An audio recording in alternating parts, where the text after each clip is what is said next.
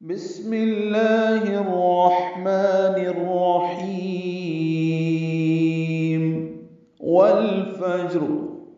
الحمدللہ، آج سے سورۃ الفجر کا آغاز کیا جا رہا ہے۔ یہ مکی سورہ ہے اور اس میں 30 آیات ہیں، جیسے کہ سورۃ الملک کی بھی 30 ہی آیات تھیں۔ ترتیب نزولی کے لحاظ سے اس کا شمار 10ویں نمبر پر ہے، جبکہ ترتیب مصحف کے لحاظ سے اس کا نمبر 89 ہے۔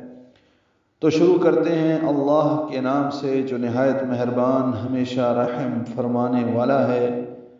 والفجر، واو کو لام سے ملانا ہے۔ واو ہونٹوں کی نا تمام گلائی سے ادا ہوگی اور لام ساکن پہ اظہار قمری ہوگا۔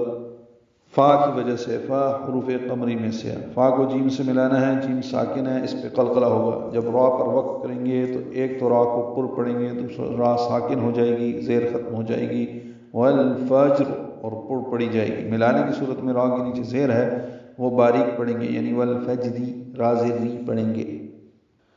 قسم ہے صبحوں کی، ولیال عشر، واو لام جلدی پڑھیں گے، یا الف مدہ ہے تو حرکات لمبا کریں گے۔ تنوین کے بعد عین آنے کی وجہ سے اظہار ہے، ولیال عشر، عین وسط حلق سے ادا کریں گے۔ شین اور را وقفاً دونوں ساکن ہیں تو اجتماع ساکنین ہوا عشر۔ شین ساکن پہ ہمس ہوگا، تفشی ہوگی، اور را پر پڑھیں گے۔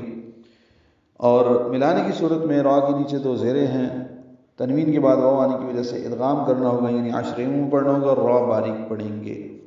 اور 10 راتوں کی،